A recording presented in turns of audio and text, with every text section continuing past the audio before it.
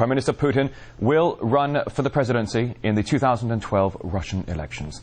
The announcement was made at the ruling United Russia Party's annual convention. Now, for more on this, let's get the details here across live to our correspondent at RT's Anissa Naouai, following the conference right here in Moscow. Anissa, good to see you. A dramatic announcement. Tell us more about what has been said today. And a very dramatic turn here, Rory. When the two officials first came out together, I might add, to this convention, Vladimir Putin spoke first, and he was hinting that today wasn't going to be the day where we would discover who might run for president in 2012. He said, yes, between us, with the president, we have decided how this will all take place, but there's a time for this, and it seemed like today wasn't going to be the day. That very much not the case, when a little bit after that, he talked about President Medvedev leading the party. Let's first listen to how this all played out when this United Russia convention found out who will be running for president in 2012. Given the proposal to head the electoral list of the party United Russia, and to do some party work, and on condition of good performance in the parliamentary elections, and my readiness for practical work in government, I believe it would be right for the Congress to support the candidacy of Vladimir Putin in the presidential election. So obviously, President Medvedev, although not official, has accepted this proposal to lead Russia's ruling party, United Russia. And Prime Minister Vladimir Putin, when he went up to speak after that huge announcement, I think it's fair to say, talked about how a tradition, I should say, has really been formed here in Russia in its modern politics, that the incumbent president then becomes the head of the party. A tradition has been formed in recent years in our country. It says that the incumbent president heads the electoral list of the party United Russia. I believe we should not break this tradition, and I propose that President Dmitry Medvedev should head the list of the party in the upcoming elections.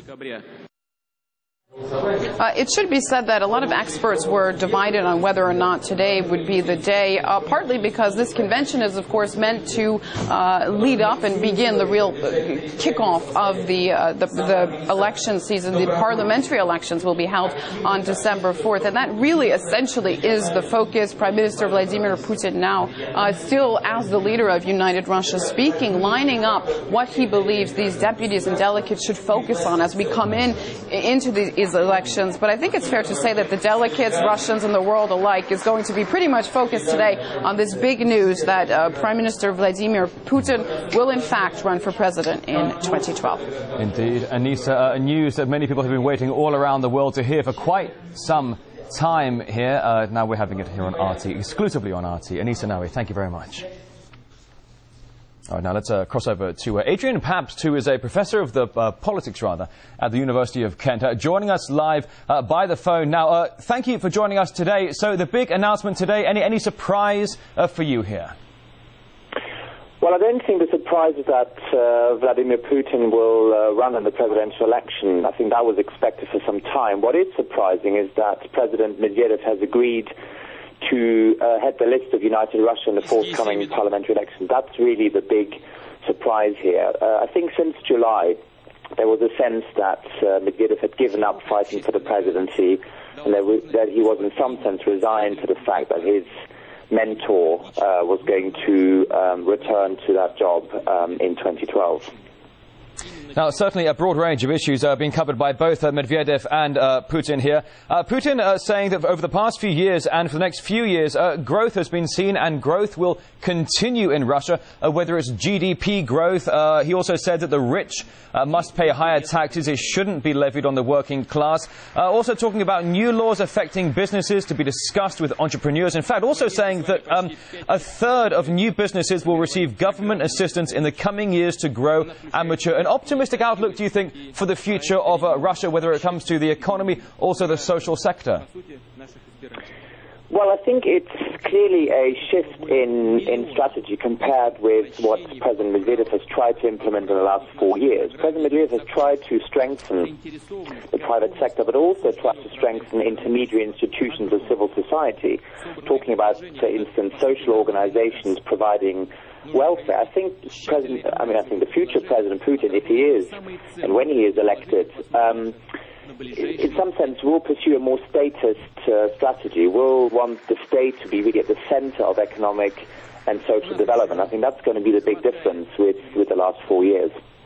Now let's address one issue here. Certainly Washington will be keeping a close eye and ear to the ground on today's developments. Let's talk about the future of foreign policy here. We know that, for example, the ongoing European missile defense shield has been a bone of contention between Washington here and Moscow. The Bush-era administration saying they want to put missiles in Western Europe to deflect the threat of rogue states like North Korea and Iran. Do you think we could see perhaps a change or a shift in Russia's foreign policy strategies? I don't expect any major shift. I think there might be a slight change of tone. I think President Putin in the past used some rather sort of strong language at times. Remember the Security Conference in 2007 when he denounced American sort of unilateral hegemony. I think over time, his tone probably has changed and he will be more pragmatic perhaps than at that point. But I don't think on the issues there will be any big shift, because President Medvedev has also been opposed to any missile shield that would threaten or look to threaten Russian national security interests. I think on that there's probably much more agreement between the two than perhaps on some of the economic and social issues we've just discussed. Well, we're certainly seeing a lot of enthusiasm among the members of the ruling United Russia Party with this announcement that Medvedev backs Putin as candidate for next year's presidential election. What do you think the feeling will be on the general streets of Russia to this announcement? I think it will be mixed. I think there will clearly be people who welcome this, because I think Putin's popularity is genuine among many Russians. I don't think that can be denied. On the other hand, I think there will be a part of the population that will be disappointed, because I think they saw in President Medvedev someone who was closer to their own concerns and also perhaps a figure of the future rather than a figure of the past. And in that sense, I think it will be mixed. I think the younger generation, I think certain professions, I think a number of Russians perhaps who have a lot of contact with the outside world, who travel a lot, who work in international jobs, will probably think that this may signal a return to a more statist policy of the past. But of course we don't know what sort of policy a future President Putin might conduct. Perhaps the world will have changed so much that the old recipes of the years 2000, 2008 will no longer work. So we have to allow for the fact that there might be some development in that as well. But I think the reactions on the whole will be mixed, though maybe a majority of Russians will welcome this. All right, Adrian Paps, the Professor of Politics at the University of Kent, joining us live on the phone. Thank you very much for your time indeed.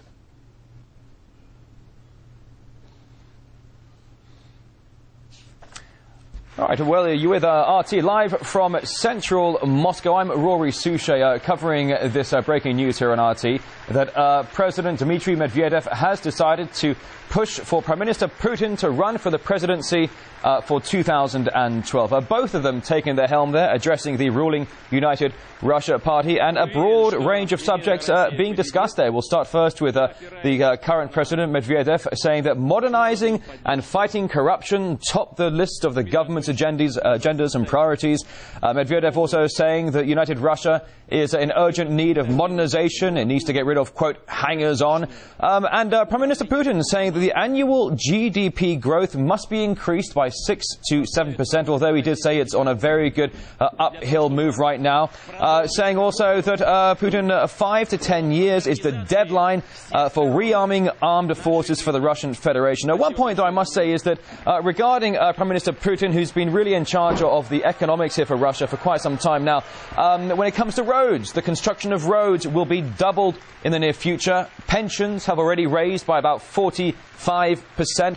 Salaries reflect 120% growth for 2012. Also saying that when it comes to the issue of healthcare, those who work in the healthcare industry will notice a 30% raise in in salaries in the next 12 months. Also, professors in universities will notice an increase in their salaries as well. Let's get some more insight and analysis now. I'm going to talk to Crosstalk host Peter Lavelle joining me here in the studio at RT and discuss what is the ultimately breaking news here on RT with the development that President Medvedev is supporting Prime Minister Putin to run for the presidency of 2012. Peter, good to see you. Thank you for joining us today. Any surprise? The great wait is over. The great wait. No, not at all. And, you know, and I can just reflect upon a lot of what's been talked about in Western media is that we all knew that it was either going to be Putin or Medvedev. And you know what? If you look in the scheme of things, what people call the tandem in a good way or an disparaging way, it is a continuity of a same group of ideas. Now, one of the things, I think that they had a number of contingency plans, okay? And they came out on this one in the end. And I think the reason is because we live in a very turbulent world right now. We do. We have the Western financial and banking system in chaos. We have stock markets falling all over the world. And Russia's caught in the middle of it. Russia's not part of the problem. It's actually part of the solution. But Putin was saying earlier that Russia has, for the most part, managed to avoid the majority of the global economic crisis. Russia has managed its economy extremely well considering the circumstances. I mean, when the G20 is supposed to bail out the G8, I mean, this is kind of an interesting phenomenon right now. I think it's also continuity. Russians do very much like him. He is genuinely popular in this country, but so is Mr. Medvedev. I would imagine that Mr. Medvedev will become prime minister, and he will continue to push his modernization message, as you were saying earlier. Ultimately saying that working in tandem, Putin and Medvedev has been a success in recent years and will continue to be. I think it's the only way it will work right now. There are no other candidates out there. Let's be honest right now. Russia's democracy is still developing. United Russia has a lot of development to go. I mean, just look at those faces there and the messages. It has to be more nuanced. Mr. Putin has said that they have to respond to people more, and they really need to. They need to build parties more here. But in the interim, they have two strong leaders, confidence in these leaders, and continually the course, because the course is genuinely pretty good, with a lot of nuances that we've heard both gentlemen just say. It's nothing perfect, but the course has to continue. This is a modernization process, and Mr. Medvedev is stressed at the moment. Well, as we were seeing, Peter, the general reaction among the members of the ruling United Russia Party, very supportive in the announcement being made today. Well, yeah, here in they owe Moscow. their jobs to these men, okay? Let's be honest about it. I mean, I am not a big fan of United Russia. They need to do a lot more to get in touch with people. The way they get in touch with people is through these two politicians, these two leaders. Now, they have to do a lot more to have recognition on their own as a group of people that can actually do something, and they're not as popular as they go into this parliamentary election. So, okay, you say the party has to do a lot more here, but what about the future? How does the future look, do you think? I think what Russia needs is a lot of continuity. On my way over here when I heard the news, you know, my father died at 75 years old, and the Great Depression happened 40 years before that. But that was the turning moment in his life, remembering the Depression. The people in Russia today remember the 1990s, and that's not too long ago. And so what people want is continuity, and they want to have trust in their leadership. Now, we know there's a plethora of problems that have to be dealt with in this country. Corruption is number one. They are making some inroads, but they need a whole lot more if this country is to become the way that they both say they want it to be.